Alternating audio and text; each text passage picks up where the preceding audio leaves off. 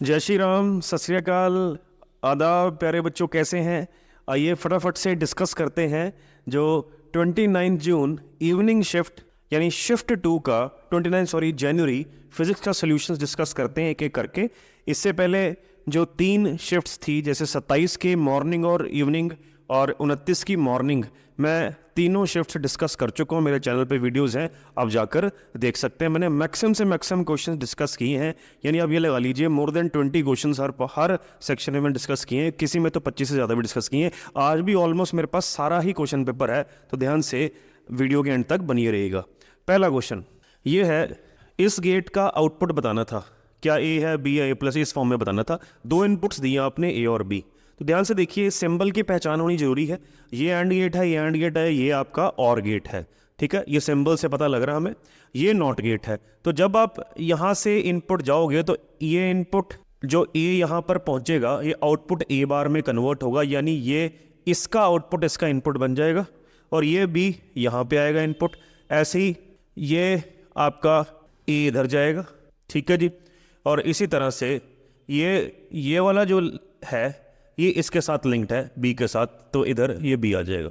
तो चल देखिए, ये एंड गेट आउटपुट क्या देता है, ए डॉट बी। ये भी एंड गेट है, क्या देगा, ए बार डॉट बी। ये ए बार डॉट बी इसका इनपुट बन जाएगा, ये इसका इनपुट बन जाएगा। तो आउटपुट किस फॉर्म में आएगा, इसका आउटपुट होता है ए प्लस बी। ए यहाँ पर है ए डॉट बी, तो ये आ जाएगा A dot B plus B यहाँ पर है ए बार डॉट बी। तो this will be the output. तो इसको अब कन्वर्ट करते हैं, देखें किस फॉर्म में आता है। तो इसको ऐसे लिख देते हैं, A B plus A bar B, common क्या आ सकता है, बी कॉमन आ गया, अंदर बच गया ए प्लस ए बार। अब देखिए ध्यान से दिमाग लगाइए, कोई थ्योरम वगैरह लगाने की जरूरत नहीं है। अगर जो भी ए होगा उससे उल्टा होगा बार, यानी अगर ये 0 है ये 1 होगा, अगर ये 1 है तो 0 होगा। यही चीज़ें बनती हैं, ठीक है। तो 0 + 1 1 होगा, 1 + 0 1 होगा। 1 × b कितना हो जाएगा, b। सो इसका जो आउटपुट आया वो b आया। I hope it is clear. आइए सेकंड सवाल देखते हैं। अगेन ये क्वेश्चन एनसीईआरटी टाइप का ही है। एक फिजिकल क्वांटिटी क्यू है, वो डिपेंड करती है 3 physical quantities A B C पर। रिस्पेक्टिव क्वांटिटीज में परसेंटेज एरर गिवन है, ए में, बी में, सी में। आपको परसेंटेज एरर क्यू में निकालना है। तो जब भी ऐसे मल्टीप्लिकेशन न्यूमरेटर में मल्टीप्लाई हो रहा है, डिवाइड भी हो रहा है, पावर की फॉर्म बनती है, तो हम इसको एक स्टैंडर्ड फॉर्म में बनाते होते हैं। एरर्स हमेशा प्लस करते हैं। तो जो चीज़ निकालनी है, delta Q by Q into 100, this is the percentage error form of this quantity. इसकी पावर डाउन और इसको डेल्टा है, ठीक है, प्लस करना प्लस ही है, इसकी पावर डाउन इंटू 100, चाहे डिवीजन है प्लस ही करना है, डेल्टा सी। अब ध्यान से देखिए, ये जो टर्म है ये परसेंट एरर इन ए है, गिवन है 3%, 4 × 3 12%, प्लस ये बी में 3 × 4 12%, सी में 2 × 5 10%, 12 12 24 और 10 34% इसमें परसेंटेज एरर आ गया, डी ऑप्शन। तीसरा सवाल, a particle is tied to a rope, रस्सी से बांधा है, it is moving such that it just completes the vertical circle, यानी लूपिंग द लूप की कंडीशन है। For remember this thing, for just completion of vertical circle, looping the loop, the highest speed, highest point पर कम से कम speed root GR होती है, और कम से कम जो टेंशन चल जाती है हाईएस्ट पॉइंट पे 0 भी चल जाती है, और उस कंडीशन पे लोएस्ट पॉइंट पे स्पीड होती है √5GR। तो आप बड़े आराम से निकाल सकते हैं। लोएस्ट और अपर पे काइनेटिक एनर्जी निकालनी है। लोएस्ट पर काइनेटिक एनर्जी ½ mv², यानी 5GR हो जाएगा। हाईएस्ट पर ये हो जाएगा, ये कैंसिल, ये कैंसिल, तो आंसर आ गया 5:1, यानी 5 इसका आंसर आ गया। आइए अगला चौथा सवाल, सरफेस टेंशन का एक्सट्रीमली इंपॉर्टेंट सवाल है। ये मैं अक्सर कहता हूँ क्लास में कि इस तरह के क्वेश्चन जरूर किया कीजिए जब ड्रॉप्स स्प्लिट करते हैं या फ्यूज होते हैं, राइट। तो इसमें एक लिक्विड ड्रॉप है जिसका रेडियस R है, उसको वो स्प्लिट हो गया, डिवाइड हो गया 27 इक्वल ड्रॉप्स में। कितना work, find the work done if surface tension is T। तो वर्क में जो फॉर्मूला लगाया जाता है, that is surface tension into change in area, ये लगाया जाता है। तो इससे हमारा आंसर आएगा। तो हमारा काम होगा चेंज इन एरिया निकालना। तो ऐसे सवालों में जब भी स्प्लिटिंग या कोएलेस होते हैं, जुड़ते हैं, वॉल्यूम बराबर करके दोनों के रेडियस में रिलेशन निकालना होता है। तो वॉल्यूम बराबर कर देते हैं। चलिए, मान लीजिए एक बड़ा ड्रॉप था जिसकी वॉल्यूम थी इतनी, वो 27 छोटे ड्रॉप्स में टूट गया, 27, और छोटे ड्रॉप का रेडियस स्मॉल r मान लिया। तो जो बड़े और उसका रिलेशन आया, क्यूब रूट ऑफ 27 इज 3, ये रिलेशन आ गया, यानी यहाँ से छोटे ड्रॉप का रेडियस r/3 आ गया, ठीक है। तो चेंज इन एरिया निकाल देते हैं। मैं इसको यहाँ पे कर देता हूँ, ये मैं इसको ऐसे सर्कल कर देता हूँ, तो ये एरो ध्यान रखना। तो यहाँ पर जो change in area delta A निकला, final area 27 into surface area 4πr² minus of 4πr²। Small R की वैल्यू r/3 आप डाल सकते हैं। 27 इन ये 4π कॉमन आ गया, ये बन गया r²/9 माइनस r²। 9 एलसीएम आ गया तो ये कितना बन गया आपका r² माइनस 8, तो ये बन गया 108 पाई। माइनस साइन का कोई मतलब नहीं, चलो फिर भी लिख देते हैं। नीचे 9 आ गया माइनस 8r² आ गया। ठीक है जी, तो ये क्या ऐसे कटेगा, 3 3 ज़ा 9, 3 6 3 12। ठीक है, तो ये बन गया आपका जी 96r² इंटू पाई। ये चेंज इन एरिया हो गया, तो वर्क कितना हुआ, T into change in area, T into 96T pi r²। देखते हैं कि ऑप्शन है, ये ऑप्शन नहीं है, तो एक बार कैलकुलेशन दोबारा चेक कर लेते हैं। तो 4πr³ ये हो गया, इससे r3r इतना आ गया। ठीक है, सो 27 ड्रॉप्स, हाँ यहाँ गड़बड़ की है मैंने, कॉमन सही निकाला। मैं एक बार रब करता हूँ, यहाँ पर मैंने कॉमन नहीं सही निकाला। हाँ बच्चों, यहाँ पर कॉमन हमने सही नहीं लिया था। ये 27 इंटू दिस स्मॉल आर की वैल्यू डाली, r/3 r/9 हो गया, ये 9 से कट गया, 12 में से 4 निकाले 8, तो ये चेंज इन एरिया हो गया, वर्क हो गया T into change in area 8πr²T। D is the answer. आइए आगे बढ़ते हैं। आइए बच्चों अगले 3 क्वेश्चन देखते हैं। 5वां क्वेश्चन, इक्वल वॉल्यूम रॉड्स, यानी 2 रॉड्स की बराबर वॉल्यूम है, उनका क्रॉस सेक्शन एरिया की 4:1 रेशियो है। अगर F1 फोर्स चाहिए पहली रॉड में डेल्टा एल एक्सटेंशन प्रोड्यूस करने के लिए, और F2 फोर्स चाहिए दूसरी रॉड में सेम एक्सटेंशन प्रोड्यूस करने के लिए, तो F1/F2 की रेशियो निकालनी है। Both are made of same material, मतलब यंग्स मॉडल्स दोनों के सेम है, तो y1 y2 का बराबर कर सकते हैं। पहली कंडीशन में वॉल्यूम बराबर कर दो, जब वॉल्यूम बराबर करोगे तो A1 into L1 must be equal to A2 into L2। तो यहाँ से आपका L1/L2 की रेशो आ जाएगी A2/A1, राइट, यानी ये आ गई A2 इज 1/4। तो यहाँ से एक ये रेशो आ गई, ये बराबर कर देते हो यंग्स मॉडुलस, यानी फोर्स बाय एरिया, यानी F1/A1 डेल्टा एल तो सेम है इंटू L1, ऐसी सेकंड के लिए F2L2 A2 into delta L, same extension. ठीक है जी, F1/F2 निकालनी है, एक तरफ कर लेते हैं, और ये एरिया उधर चला गया, A1/A2 और ये L2/L1 आ गया, तो L2/L1 4 हो गया, A1/A2 4 इंटू 1 4 इंटू 1 16 आ गया जी, B option. 6th question, for a concave mirror distance between object and image is 15 centimetre and having virtual image with twice the magnification. देखिए कॉनकेव मिरर दोनों तरह की इमेज बनाता है, रियल भी और वर्चुअल भी। रियल इमेज कोई भी मिरर, चाहे कॉनकेव हो चाहे कॉन्वेक्स हो या प्लेन हो, कोई भी मिरर रियल इमेज तब बनाता है जब जिस साइड पर ऑब्जेक्ट पड़े, ऑब्जेक्ट हो और उसी साइड पे इमेज बन जाए, तो मिरर्स में रियल इमेज होती है। वर्चुअल इमेज हमेशा हर मिरर ऑपोजिट साइड पे बनाता है, यानी ऑपोजिट टू दैट साइड जहां पर ऑब्जेक्ट पड़ा हो। ठीक है, तो चलिए कॉनकेव मिरर दोनों तरह की इमेज बनाता है, इसका मतलब वर्चुअल है तो उस तरफ बनेगी, तो ये मान लीजिए इमेज है, ये मान लीजिए ऑब्जेक्ट है। ठीक है, क्वेश्चन के हिसाब से ऑब्जेक्ट और इमेज के बीच की दूरी कितनी है, 15 सेंटीमीटर। हमें पता नहीं ऑब्जेक्ट पोल से कितनी दूरी पे पड़ा है, तो x मान लेते हैं। तो इमेज ट्वाइस दी मैग्निफिकेशन, किसी भी मिरर की मैग्निफिकेशन का फॉर्मूला है -v/u। ध्यान रहे जब भी फॉर्मूले लगाने ऑप्टिक्स में कन्वेंशन हमेशा लगानी है, चाहे यहाँ ऑलरेडी माइनस है, लगानी है। तो मैग्निफिकेशन है 2, तो इमेज हमें पता नहीं, ऑब्जेक्ट डिस्टेंस नेगेटिव है यानी -u, तो यहाँ से जो इमेज डिस्टेंस है वो ट्वाइस ऑफ ऑब्जेक्ट डिस्टेंस आ गया। ऑब्जेक्ट डिस्टेंस हमने x माना है, तो इमेज डिस्टेंस आपका 2x हो गया। एक तो ये कर सकते हैं आप इस कंडीशन से। तो मिरर फॉर्मूला लगा देते हैं, फोकल लेंथ गिवन है कॉनकेव मिरर की, नहीं फोकल लेंथ हमें निकालनी है, तो 1/v plus 1/u is 1/f। v की वैल्यू 2x कन्वेंशन से 1/2x, इसकी कन्वेंशन से -1/x, f आपने निकालना है। 2x एलसीएम आ गया, 1 - 2 इज 1/f, तो -1/2x इज 1/f। तो ये इक्वेशन तभी सॉल्व होगी जब x की वैल्यू आएगी। x की वैल्यू के लिए क्या करना है, ऑब्जेक्ट और इमेज के बीच की दूरी 15 है, तो x + 2x 15 हुआ, तो यानी 3x 15 हुआ, x कितना हुआ 5, x 5 यहाँ डाल दो, तो 2 × 5 10, फोकल लेंथ -10 आ जाएगी, खत्म। 7th question, electric field 6i cap + 5j + 3k cap है, find the flux passing through a surface जिसका एरिया इतना है और वो सरफेस yz प्लेन में। आइए, yz प्लेन का मतलब कन्वेंशनली होता है वर्टिकल प्लेन, यानी इस प्लेन में, तो वो कोई सरफेस मान लेते हैं, हमें पता नहीं है, ये ऐसा सरफेस है, ये yz प्लेन में पड़ा है। जो चीज़ yz प्लेन में पड़ी है उसका area vector positive outward normal यानी एक्स साइड पे होगा, ये एरिया वेक्टर हो गया। और अगर ध्यान से देखें इलेक्ट्रिक फील्ड हर डायरेक्शन में, तो अगर एरिया वेक्टर एक्स में है तो हमें केवल एक्स वाली फील्ड का ही फ्लक्स आएगा, क्योंकि J will be perpendicular to A, K will also will perpendicular to A. तो फ्लक्स जो कि होता है बी ए कॉस थीटा, तो जे और के लिए वो कॉस 90 बन जाएगा, जीरो हो जाएगा, तो हमें केवल इलेक्ट्रिक फील्ड का एक्स का कॉम्पोनेंट ही लेना होगा। तो फ्लक्स हमारा निकलेगा बी ए कॉस जीरो से, सॉरी ई ए, मैग्नेटिक फ्लक्स निकाल दिया ई। सो ई आपका 6 हो गया, एरिया आपका 30 हो गया, एस 180 आपका फ्लक्स आ जाएगा, खत्म। आइए आगे बढ़ते हैं। आइए बच्चों अगले 3 सवाल और देखते हैं, ये अच्छा सवाल है। If path difference between two rays, दो रेज के बीच का पाथ डिफरेंस गिवन है, यानी ये डेल्टा एक्स है हमारे पास या एक्स है। Both raise have same intensity, यानी I1 I2 मैं I0 मान लेता हूं, ठीक है।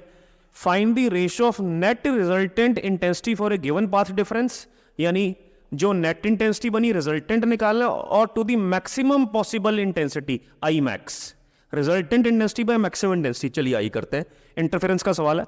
तो जब भी दो रेस की इंटेंसिटी सेम हो तो जो नेट इंटेंसिटी आती होती है वो आती होती है 4I0 cos स्क्वायर 5/2, बेसिक है, एनसीईआरटी में गिवन है, ठीक है। तो अब हमें 5 फेज डिफरेंस चाहिए, तो phase difference path difference given हो कैसे आता है, तो delta phi is 2π/λ delta X, बड़े आराम से आ जाएगा। डेल्टा एक्स यहाँ पर पाथ डिफरेंस है 7λ/4, so this becomes 7π/2 is the phase difference, यहाँ डाल दीजिए। तो जब डालोगे तो रिजल्टेंट इंटेंसिटी कुछ बनेगी cos स्क्वायर फाई, यानी फाई इज 7π/2, 2 से 2 4 हो जाएगा, 7π/4, 7 × 45 315, 315 मीन्स चौथे क्वाड्रेंट में cos पॉजिटिव होता है, 360 में से 315 माइनस 45, तो cos 45 बन गया। ये cos 45 की वैल्यू 1/2, 1/√2, 1/2, तो 4I0/2, 2I0 तो आ गई रिजल्टेंट। अब मैक्सिमम इंटेंसिटी कितनी होती है इंटरफेरेंस में, मैक्सिमम इंटेंसिटी जब cos की वैल्यू 1 आएगी, तो ये 1 डाल दो, मैक्सिमम होगी हमारे पास 4I0। तो दोनों की रेशियो कितनी होगी, नेट है 2I0 निकाली, मैक्सिमम 4I0, तो आंसर शुड बी 1/2, खत्म। अगर करंट और वोल्टेज की वैल्यू इतनी है, दोनों साइन की फॉर्म में बिल्कुल करेक्ट है, ठीक है। इसका फेज ओमेगा टी है, इसका ये है, तो फेज डिफरेंस है π/3 का। Power consumed in any AC circuit is, अगर मैं देखूं ये I0 है हमारा, ये E0 है, तो फॉर्मूला बनता है E0/I0 √2 × √2 cos phi। This is the formula for power consumed in AC cycle. तो E0 I0 कितने हैं, 100 × 100, √2 × √2 दिस। फेज डिफरेंस कितना है, cos π/3, cos 60 इज 1/2, 425, तो 2500 watt is the power consumed. This is the answer. 10वां question, अच्छा question है, इसमें काफी बच्चे गलती करेंगे, बेसिक क्वेश्चन है, ध्यान से समझिए, गलती हो सकती है यहाँ पर। एक रॉड है जिस सर्टेन लेंथ 2 मिलीमीटर पर सेकंड की स्पीड से आगे भाग रही है, यानी 2 × 10³ मीटर पर सेकंड, ठीक है। ये वेलोसिटी होगी, positive x axis, magnetic field negative x की तरफ है, तो ईएमएफ कितना इंड्यूस होगा, देखते ही जीरो करो, मैं तरीका ही बताऊंगा। क्योंकि देखिए जब भी फ्लक्स इंड्यूस होगा मोशनल ईएमएफ, उसमें एक कंडीशन तो होती है कि BLV बेसिक फॉर्मूला बनता है, ठीक है। इसमें लेंथ और वेलोसिटी परपेंडिकुलर होनी चाहिए, ठीक है। तो लेंथ और वेलोसिटी तो परपेंडिकुलर है, लेकिन जो B है ये आपकी कोई ना कोई मतलब इसका जो क्रॉस प्रोडक्ट है वो जीरो नहीं होना चाहिए। यानी आप ध्यान से देखिए, यहाँ ये फील्ड, ये जो रॉड है, ये इस फील्ड को कभी कट ही नहीं कर पाएगी। कट तभी करेगी, देखिए अगर मैं कोई चीज़ ऐसे लेकर जाता हूँ, तो अगर फील्ड भी इसके पैरेलल हुई तो ये रॉड इसको कट नहीं करेगी। तो जब तक एक रॉड फील्ड लाइंस को कट नहीं करती, ये रॉड फील्ड लाइंस को कट कब करेगी, जब फील्ड ऐसे हो इसके परपेंडिकुलर, यानी इस केस में या इनटू दी प्लेन होती या आउट टू दी प्लेन होती, तो कट करती तो ईएमएफ इंड्यूस होता। तो this is not cutting the field, तो ईएमएफ नहीं होगा, देखते ही पता लगता है। लेकिन अगर आप चाहते हो तो एक फॉर्मूला और देता हूँ, इसमें एक और फॉर्मूला होता है V×B.L BLV, ठीक है। तो V और B में एंगल देख लीजिए, ये V है, ये B है, 180 एंगल है, VB sin 180 इज 0, तो आंसर हमारा 0 ही आ जाएगा। आइए आगे बढ़ते हैं। आइए बच्चों अगले 3 क्वेश्चन देखते हैं। N moles of a non linear polyatomic gas, कोई भी नॉन लीनियर पॉलीएटॉमिक गैस की डिग्रीज ऑफ फ्रीडम 6 होती हैं, is mixed with 2 moles of monatomic gas, monatomic की डिग्री ऑफ फ्रीडम 3 होती है। Resultant mixture has molar specific heat capacity, specific heat to that of a diatomic gas, ठीक है। तो 2 gases को मिक्स किया है, तो मोलर स्पेसिफिक हीट कैपेसिटी का फॉर्मूला शॉर्टकट क्या होता है, N1 into F1/2R plus N2 into F1/2R upon number of moles add कर दो। ये जो रिजल्टेंट बनी किसके बराबर है? डायटोमिक गैस की स्पेसिफिक कैपेसिटी यानी 5/2R। पहली नंबर ऑफ मोल्स आप डाल दीजिए, इसके हमें निकालने हैं। फर्स्ट के डिग्री ऑफ फ्रीडम 6, दूसरी के 2 है, डिग्री ऑफ फ्रीडम 3, तो N + 2 5/2R। तो ये 3R हो गया, यहाँ कर देता हूँ, ये 3R, तो ये हो गया 3NR + 3R N + 2 5R/2 multiply कर दो, 6NR + 6R 10NR + 10R। तो कितनी बनी ये? तो ये बना आपका 4NR = -4R। एक मिनट दोबारा चेक कर लें।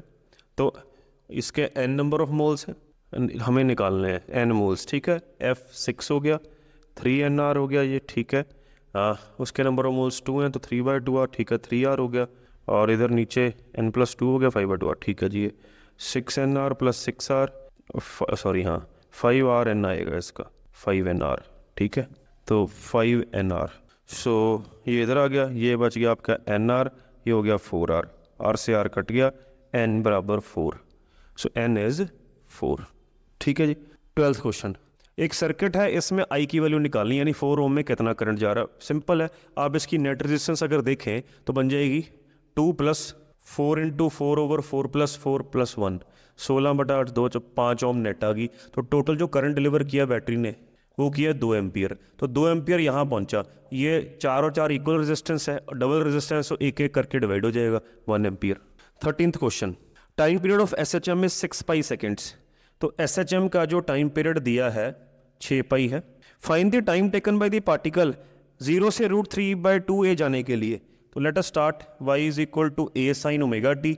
y कितना है? √3/2a, ठीक है। ओमेगा है 2π/t × t, a से a कट गया, t डाल दो 6 पाई, तो 6 पाई डाल दिया। तो साइन थीटा √3/2 कब होता है? साइन 60 पर, तो साइन 60 यानी π/3, ठीक है। तो π/3 must be equal to 2t/6, 32। So time का आंसर आ गया पाई सेकेंड्स आ गया। आइए आगे बढ़ते हैं। तो आइए बच्चों अगले 2 क्वेश्चन डिस्कस करते हैं, 14th and 15th। A wire of length L and radius R, ठीक है। एक वायर है जिसकी लेंथ और रेडियस R है। Wire is attach to one end other end some force is applied, ठीक है। एक हिस्से से अटैच्ड है, मान लीजिए यहाँ से कोई फोर्स लगाई F1, F मान लेते हैं, इसकी लेंथ L है और रेडियस है R, ठीक है। सिमिलरली दूसरी वायर है, सेम मटेरियल की, यानी दोनों का Y सेम ही होगा, सेम लेंथ की है, दोनों की लेंथ भी सेम होगी, ठीक है। But half the radius in comparison to the first wire, तो इसका रेडियस है R/2 and half the force of first is applied, इससे आधी, यानी जो F2 है वो F/2 है। Ratio of change in length ΔL1/ΔL2 निकालनी है, सिंपल है। Young's modulus force by area ΔL/L। देखिए L फिक्स है, राइट, Y फिक्स है, तो जो ΔL है वो केवल जब उधर ले जाओगे तो प्रोपोर्शनल होगी फोर्स बाय एरिया की, तो दोनों फैक्टर्स पर डिपेंड कर रही है। तो ΔL1/ΔL2 will be F1/A1 × A2/F2। F1/F2 की रेशो F/F/2, F/F/2, A2, हाँ A2 निकाल लेंगे। एरिया सेकेंड वायर का πr²/4 और पहली वायर का πr², निकाल लीजिए। F से F कट गया, ये 2/1 πr² कट गया, तो ये कितना हो गया 1/4, 2, 1:2। So ΔL1/ΔL2 is 1:2। 15th question, a bob of mass 900 gram is connected to a string of length 1 meter moves in a vertical circular path. तो वर्टिकल सर्कल में यहां से एक बॉब अटैच कर दिया। Find the tension at the lowest point if it's moves at 10 RPM। Lowest point पर tension, तो T mg, तो सेंट्रीपिटल F = msn लगा दो, तो T - mg is m × AC। T should be mg, centripetal acceleration is r ω², यानी L ω², ठीक है जी। m common निकाल लीजिए, अंदर बच गया G + L ω²। मास इज 900 ग्राम, यानी 900/1000, G एज इट इज रहने दो। लेंथ कितनी है 1 मीटर। ओमेगा को RPM में बदल लो, ओमेगा अगर सॉरी रेडियन पर सेकंड में, डिवाइड बाय 60 रेवोल्यूशन पर सेकंड हो जाएगा, 2 पाई से मल्टीप्लाई, सो ये π/3 रेडियन पर सेकंड में आ गई ओमेगा। सो π/3 यानी π² 9, पाई स्क्वायर कहता है g के बराबर है, तो g प्लस जी बाय 9 कितना हो गया 10g बाय 9, 10g बाय 9 यानी 9 बाय 10 इंटू 10g बाय 9, तो आंसर इसका g आ गया, g यानी पाई स्क्वायर या 9.8 आंसर। आइए आगे बढ़ते हैं। आइए बच्चों अगले दो क्वेश्चन देखते हैं। 17th question, two particles x and y have same charge, दोनों के चार्ज सेम है, q1 is equal to q2, done, are accelerated through same potential difference, v1 is equal to v2, uniform magnetic field perpendicular to it and perform uniform circular motion with radius r1 r2, their masses are in the ratio। चलिए potential difference की form में radius का formula क्या होता है, under root of 2m qv by bq, ये इस्तेमाल कर लीजिए। तो चलिए r1 बाय r2, पहला पार्टिकल का मास हमें नहीं पता m1, चार्ज उसने सेम कह दिया, v भी सेम है, b भी सेम, q भी। दूसरे के लिए लगा दीजिए, इक्वेशन डिवाइड कर दिया बेसिकली, 2m2 qv, सो bq खत्म, 2 से 2 खत्म, q से q, v से v, स्क्वेयरिंग बोथ साइड्स करोगे तो रूट हट जाएगा, तो मासेस की रेशो आ जाएगी r1 square by r2 square, r1 square by r2 square, D option. 18th question, question में गिवन था एक सिंपल पेंडुलम है जो यहाँ से बांधा है, ये बॉब है जिसका मास m है, इनिशियली इसको हॉरिजॉन्टल रखा है, रिलीज कर दिया, रिलीजिंग के दौरान इसकी इनिशियल एनर्जी का 10% हिस्सा लॉस हो जाता है, तो लोएस्ट पोजीशन पे इसकी स्पीड कितनी आती है, एनर्जी कंजर्वेशन अगर 10% इनिशियल एनर्जी अगर ये ग्राउंड लेवल मानो तो ये लेंथ है L, तो पोटेंशियल एनर्जी होगी, पोटेंशियल एनर्जी सारी की सारी कन्वर्ट नहीं हो पाई काइनेटिक में, 10% गई तो 90% बच गई। एनसीईआरटी का क्वेश्चन है सेम ऑलमोस्ट, वर्क पर एनर्जी का, दिस इज इक्वल टू, ये यहाँ पे कन्वर्ट होगी लोअर मोस्ट पॉइंट पे काइनेटिक एनर्जी में, m से m कट गया, ये यहाँ से कर लीजिए, तो ये बना, ये इससे कट गया, 9/5 g L is equal to V square, g को 10 ले लो, 2 हो गया 18L अंडर रूट 18L, यही हुआ जी। तो ये कितना बना, 2 3 या 6 3 या 18, 3√2 बना ये। मैं एक सेकंड क्वेश्चन में देखता हूँ कहीं 90% तो दिया कि 10%, इस हिसाब से तो ठीक है, लेट मी चेक। हाँ, इसमें जो है लेंथ 10 दी है, तो चलिए फिर मैं यहाँ पे L मिस कर गया हूँ, √18L, तो 180 बन गया, ये 180 बन गया, कितना बना ये, यानी 3 6 18 इंटू 5 90 इंटू 2, तो ये भी 3 इंटू 2 आ गया 2, ठीक है, 3 तो 6√5, 6√5 खत्म। आइए आगे बढ़ते। आइए बच्चों ये 5 क्वेश्चन सॉल्व करते हैं फटाफट। 19th क्वेश्चन में केपलर के तीसरे लॉ पे सवाल था, 2 प्लैनेट थे, एक प्लैनेट सन के आसपास 200 दिनों में रेवोल्यूशन कंप्लीट करता है, उसका डिस्टेंस फ्रॉम सन r है, कोई दूसरा प्लैनेट बताओ कितने दिनों में करेगा, टाइम निकालना है, अगर उसका डिस्टेंस r/4 है, इसमें पुट कीजिए, आंसर आ जाएगा t² प्रोपोर्शनल टू r³ यानी कि 200 इंटू 200, ठीक है, बाय t का स्क्वायर शुड बी, क्यूब कर दीजिए r³ अपॉन r³ बाय 16, तो यहाँ से देख लेते हैं क्या आता है, ये आ गया 2 इंटू 10⁴ बाई t² 16, ठीक है, तो ये नीचे आ गया, सो ये आ गया 10⁴ बाई 8 t², जब इसका अंडर रूट लिया तो इस ये 2√2 आ गया, तो 10,000 का अंडर रूट 100 आ गया, 2√2, तो इसका आंसर शुड बी 50/√2 डेज। तो 50/√2 देख लीजिए लगभग किसके बराबर आते हैं, 1.4 भी अगर लें, 34280, लगभग 36 दिन के करीब ये बन जाएगा, ठीक है। ये इलेक्ट्रिक फील्ड की वैल्यू गिवन है, मैक्सिमम मैग्नेटिक फील्ड निकालनी है। देखिए ये मैक्सिमम इलेक्ट्रिक फील्ड है, तो एक रिलेशन होता है C is equal to E0/B0, तो B0 आ गया E0/C यानी 9.6/3 इंटू 10⁸, तो ये आ गया 3.2, ये आ गया 3.2 इंटू 10⁻⁻8 टेस्ला, फर्स्ट ऑप्शन। 21 करते हैं बाद में, 22 को देखते हैं। पोजीशन टाइम पे डिपेंडेंट है, वेलोसिटी निकालनी है जब एक्सेलरेशन 0 है, इस कंडीशन में निकालनी है। इसका डेरिवेटिव लोगे तो वेलोसिटी कितनी आ जाएगी, 9t² - 2, फिर इसका डेरिवेटिव लोगे एक्सेलरेशन आएगी 18t, तो जब एक्सेलरेशन 0 है, ये 0 पुट कर दीजिए, तो टाइम कितना आ गया 0, यानी t0 निकालना पड़ेगा, t0 यानी वेलोसिटी -2, आंसर आ गया, ठीक है जी। मैं एक बार 19th का आंसर भी मार्क कर देता हूँ, मैंने अप्रॉक्सीमेटली निकाला है,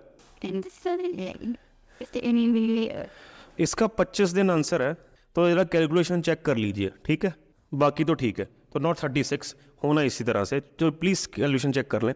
उसके बाद हम करते हैं ये वाला, the pressure inside a container is 1.3 atmosphere and particle density inside it is this, particle density से कंफ्यूज मत होना, डेंसिटी है, यूनिट्स देखिए पर मीटर क्यूब, यानी ये नंबर डेंसिटी है, नंबर अपॉन वॉल्यूम है, यानी ये स्मॉल एन गिवन है, आपको याद रखना। के बोल्ट्जमैन कांस्टेंट है, टेम्परेचर निकालो। देखिए आपकी आइडियल गैस इक्वेशन की बहुत सारी फॉर्म्स हैं, तो एक तो P is equal to N R T है, ठीक है, एक P is equal to capital N K T है, एक P is equal to small N K T है, ये तीनों बड़ी इंपॉर्टेंट है। तो ये नंबर है, ये नंबर डेंसिटी, हमें तो ये चाहिए, पी गिवन है, एन गिवन है, के गिवन है, टी निकाल लो। तो P N K T, P हो गया 1.3 इंटू 10⁵ पास्कल में कन्वर्ट कर लिया, नंबर डेंसिटी 2 इंटू दिस, के आपका 1.3 इंटू 10⁻⁻23 इंटू टी निकालना है, 1.3 इससे खत्म हो गया। तो अब ये देख लीजिए कितना है, इधर ये आ गया 10⁵2 इंटू 10⁻⁻25 इंटू 10⁻23, तो ये 28 और -1000 है 500 केल्विन, इसका आंसर आ गया। ठीक है जी, ये क्वेश्चन सॉल्व करते हैं। अगेन हर ये उसमें शिफ्ट में क्वेश्चन आ ही रहा है, CR circuit very very important. तो देखिए चार्ज ऑन 6 माइक्रोफेरेड कैपेसिटर निकालना है, कंडीशन क्या, जब ए और बी को शॉर्ट कर दें। देखिए ए और बी शॉर्ट करेंगे, शॉर्ट जब भी होता है सर्किट वहां पर बहुत ज्यादा करंट फ्लो कर जाता है, यानी वो लो रेजिस्टेंस पाथ बन जाता है, इजी पाथ बन जाता है, करंट वहीं पर जाना चाहेगा। तो देखिए करना क्या है, जब भी सीआर सर्किट आए कैपेसिटर को क्या मानना है, स्टडी स्टेट में, यानी फुली चार्ज मानना है। तो जिस जिस रो में कैपेसिटर लगा वहां करंट नहीं भेजना। तो देखिए ये एक अर्थ की हुई है बैटरी, अर्थ है यानी इसका पोटेंशियल 0 है, ये 9 है, तो आप इसको चाहो तो इस वायर से कनेक्ट कर सकते हैं। तो ऐसे मान लीजिए 9 वोल्ट की बैटरी है, ठीक है, यहां से करंट आई आया, इधर नहीं जाएगा क्योंकि ये स्टडी स्टेट में, इधर घूम गया, करंट आई, फिर ये शॉर्ट है तो यहीं पे जाना चाहेगा, इधर जाएगा ही नहीं, ठीक है, ऐसे इधर घूम के नहीं आएगा, ऐसे इधर नहीं जाएगा, ऐसे घूमकर ये वापस हो जाएगा। ठीक है जी, तो ये जो 6 ओम है और ये 3 सीरीज में होगी, तो जो स्टडी स्टेट करंट आया E/R 9/6 + 3 स्टडी स्टेट करंट आ गया 1 एम्पियर। 1 एम्पियर का मतलब क्या हो गया, अब देखिए ये वाला कैपेसिटर और ये वाली रेजिस्टेंस पैरेलल में होगी, जितनी यहाँ पोटेंशियल उतना यहाँ, तो ये यानी जितनी इसके क्रॉस वोल्टेज उतनी इसके क्रॉस वोल्टेज, तो इसके क्रॉस वोल्टेज होगी I/R, यानी 1 × 6 6 वोल्ट। तो इसमें चार्ज कितना हो गया CV, 6 × 6 36 माइक्रोकूलम, खत्म। बच्चों एक लास्ट क्वेश्चन है, 24th क्वेश्चन, मॉडर्न फिजिक्स का बेसिक क्वेश्चन है। According to Rutherford model assertion reason, positive charge is concentrated at the center and negative charge revolves around. ये तो बिल्कुल कहा था, रदरफोर्ड का मॉडल प्लानिटरी मॉडल है, इसीलिए उसने प्रूव किया था कि कोर पर ज़्यादा से ज़्यादा एटम का मास लाई करता है और बाकी इलेक्ट्रॉन रिवॉल्व करते हैं, ये ट्रू है। Negative charge in embedded in positive, ये कब कहा भाई, ये तो कभी भी नहीं कहा, दिस इज फॉल्स। तो बच्चों ये 24 क्वेश्चन मेरे को मिले थे, रैंडमली बच्चों ने भेजे थे।